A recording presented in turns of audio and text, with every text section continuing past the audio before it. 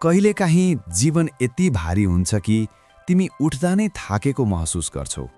निन्द्राले शरीरलाई विश्राम दिएको जस्तो देखिए पनि मन अझै उही थकान बोकेर उठ्छ। आँखाले उज्यालो देख्छ तर भित्र कतै अँध्यारो नै अँध्यारो हुन्छ। तिमी ओछ्यानबाट उठ्छौ तर आत्मा अझै त्यही थचक्क बसेको हुन्छ। अनि तिमी आफैसँग सोध्छौ, के म यस्तै भएर नै जन्मिएको हुँ? के मेरो भाग्यमा सङ्घर्ष बाहेक केही छैन? के मैले केही गलत गरिरहेछु कि म नै गलत मान्छे हुँ? तिमीले यो प्रश्न एक दिन, 2 दिन होइन, अनगिन्ती दिन सोचेका छौ। तिमीले प्रयास गर्दा पनि नतिजा नआएको हरेक दिन यो प्रश्न झन गहिरिँदै गएको छ। तिमीले काम सुरु गर्छौ, केही समय जोस हुन्छ, सपना देख्छौ, तर बिस्तारै परिस्थितिले, मानिसले, समयले अनि तिमी आफैले त्यो जोस मारे जस्तो हुन्छ। अनि एक दिन तिमी चुपचाप भित्रभित्रै स्वीकार गर्छौ, मबाट हुँदैन। तर त्यो स्वीकारोक्ति हार होइन, त्यो थकानको आवाज हो। त्यो आत्माको चिच्याहट हो जुन धेरै समयदेखि सुनिएको छैन। एक समय एउटा मान्छे थियो। ऊ कुनै विशेष थिएन। न ऊ अत्यन्तै प्रतिभाशाली थियो, न धनी परिवारको थियो, न उसको पछाडि कसैको बलियो हात थियो। ऊ केवल एउटा साधारण मान्छे थियो जसले जीवनबाट अलि बढी चाहेको थियो। ऊ चाहन्थ्यो कि उसको पनि कुनै मूल्य होस्। ऊ चाहन्थ्यो कि एक दिन कसैले उसको नाम गर्वका साथ उच्चारण गरोस्। तर जीवनले उसलाई त्यो सपना देख्न दिए पनि पूरा गर्न हरेक चोटि रोक्यो। ऊ जहाँ गयो त्यहाँ असफलता उसलाई पहिल्यै कुर्दै बसेको जस्तो लाग्थ्यो। उसले परीक्षा दियो, फेल। उसले जागिर खोज्यो, रिजेक्ट। उसले व्यापार सुरु गर्यो, घाटा। उसले विश्वास गर्यो, धोका। ऊ हारेर रोएन, ऊ रोएर हारेको थियो। बिस्तारै उसले आफ्ना भावनाहरू पनि थुन्न थाल्यो। ऊ मानिसहरूसँग हाँस्थ्यो तर एक्लो हुँदा आफूलाई गाली गर्थ्यो। सबैभन्दा खतरनाक कुरा के हो भने मानिस बाहिरबाट हारेर भित्र पस्दैन, ऊ भित्रबाट हारेर बाहिर कमजोर देखिन थाल्छ। ऊ पनि त्यही अवस्थामा पुगेको थियो। उसलाई अब असफलता नयाँ लाग्न छोडिसकेको थियो। सफलताको कल्पना गर्दा पनि डर लाग्न थालेको थियो, किनकि आशा राख्नु भनेको फेरि चोट खानु हो भन्ने उसले सिकिसकेको थियो। उसको जीवनमा एउटा यस्तो समय आयो जब ऊ भिडमा हुँदा पनि एक्लो महसुस गर्थ्यो। मोबाइल खोलेर सामाजिक सञ्जाल हेर्दा सबै सफल देखिन्थे। कसैले विदेशको फोटो हाल्थ्यो, कसैले नयाँ गाडी, कसैले विवाह, कसैले उपलब्धि। अनि ऊ त्यो स्क्रिन बन्द गरेर आफ्नो छततिर हेर्थ्यो।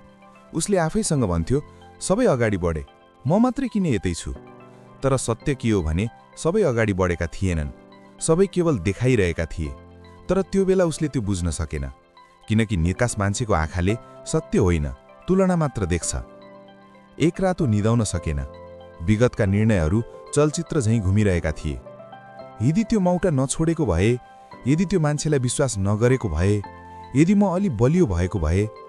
तर जीवनमा यदिले केही बदल्दैन। यदिले केवल वर्तमानलाई अझै भारी बनाउँछ। त्यही रात उसले पहिलो पटक एउटा कुरा महसुस गर्यो। समस्या यो होइन कि ऊ असफल भइरहेको छ। समस्या यो हो कि ऊ आफूलाई असफल भनेर चिनाउन थालिसकेको छ। असफलता घटना हो, पहिचान होइन। तर उसले त्यो फरक छुट्याउन छोडिसकेको थियो। केही दिनपछि ऊ एक पुरानो सडक हुँदै हिँडिरहेको थियो। त्यहाँ एउटा बुढो मान्छे ढुङ्गा फोड्दै थियो। घाम चर्को थियो, पसिना चुइरहेको थियो, तर बुढो रोकिएको थिएन। वरिपरि केही युवकहरू हाँसिरहेका थिए। कसैले भने, यो बुढो अझै पनि यही ढुङ्गा फोड्दैछ। तर बुढोले सुनेन, वा सुनेर पनि वास्ता गरेन। उसले फेरि हथौडा उठायो, फेरि प्रहार, फेरि प्रहार। अचानक ढुङ्गा फुट्यो। सबै चुप लागे। तर त्यो अन्तिम प्रहारले ढुङ्गा फुटेको थिएन, त्यो हजारौं प्रहारहरूको परिणाम थियो। त्यो दृश्यले उसलाई हल्लाइदियो। उसले बुझ्यो संसारले अन्तिम क्षण मात्र देख्छ, सङ्घर्ष देख्दैन, तयारी देख्दैन, आँसु देख्दैन। त्यही दिन उसले पहिलो पटक आफूलाई फरक नजरले हेर्न थाल्यो। उसले आफ्नो जीवनका असफलताहरूलाई सूची बनाएर हेर्न खोज्यो र अचम्म लाग्दो कुरा के थियो भने ती असफलताहरूको पछाडि प्रयास थियो, साहस थियो, उठ्ने कोसिस थियो।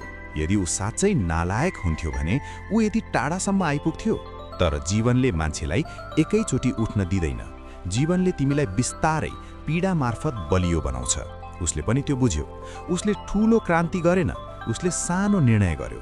आज आफूलाई गाली नगर्ने, आज आफूलाई अरूसँग नतोल्ने, आज हार मानेर सुत्न नजाने। सानो लाग्छ तर जीवन साना निर्णयहरूले नै मोडिन्छ।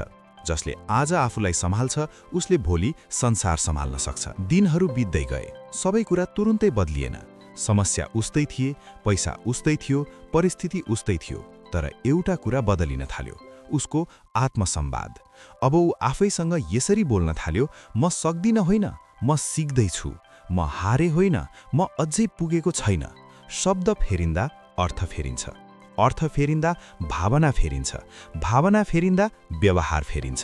उसले बुझ्यो आफूलाई उठाउन संसार आउँदैन, आफूलाई उठाउन आफै उठ्नुपर्छ। संसार तिमी तयार भएपछि मात्रै तिमीलाई चिन्छ। कहिलेकाहीँ ऊ फेरि थाक्थ्यो, फेरि निराश हुन्थ्यो, तर अब ऊ त्यहीँ अड्किँदैन थियो। ऊ थाकेर पनि अघि बढ्न सिक्दै थियो।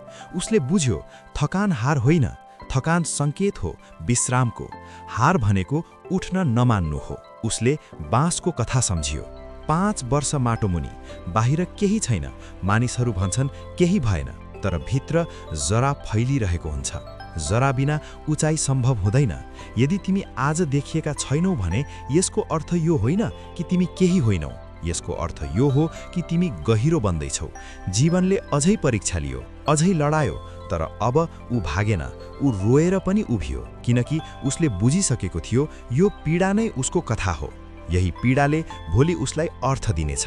र आज यदि तिमी यो सुन्दैछौ, पढ्दैछौ र तिमीलाई लागिरहेको छ यो त मेरो कथा हो भने बुझ, तिमी एक्लो छैनौ, तिमी कमजोर छैनौ, तिमी असफल छैनौ, तिमी केवल यात्राको कठिन भागमा छौ। कथा अझै सकिएको छैन, अन्तिम अध्याय अझै लेखिएको छैन। जबसम्म तिमी सास फेर्दैछौ तबसम्म सम्भावना जीवित छ। आजको पीडा भोलिको प्रमाण बन्नेछ, आजको आँसु भोलिको शक्ति बन्नेछ। तर त्यसका लागि तिमी आज हार मान्न हुँदैन, किनकि थाकेको मान्छे फेरि उठ्न सक्छ, हार मानेको मान्छेले मात्र सक्दैन। यदि यहाँसम्म सुन्दा तिम्रो मन अलिकति पनि छोइयो भने बुझ, यो शब्दहरू केवल शब्द थिएनन्, तिम्रो भित्रको आवाज थिए। आज तिमी जहाँ छौ त्यो अन्तिम ठाउँ होइन, केवल विश्रामको मोड हो। संसारले ढिलो बुझ्ला, तर तिमी आफैले आफूलाई नछोड, किनकि तिमीले भोगेको पीडा नै भोलि तिम्रो कथाको बलियो भाग बन्नेछ। र यदि यो भिडियोले तिमीलाई अलिकति पनि हिम्मत दियो भने कृपया यसलाई लाइक गर। यो शब्दहरू कसैको जीवनमा पुग्न सक्छन् भन्ने लाग्छ भने शेयर गर। सायद तिम्रो एउटै शेयरले आज कसैलाई उठ्ने कारण देला। अनि यस्ता शब्दहरू, यस्तै ऊर्जा, यस्तै कथा फेरि फेरि सुन्न चाहन्छौ भने च्यानल सब्स्क्राइब गर्न नबिर्स। यहाँ हामी केवल भिडियो बनाउँदैनौँ, हामी मन थाकेका मानिसहरूलाई फेरि उठ्ने आवाज दिन खोज्छौँ। धन्यवाद।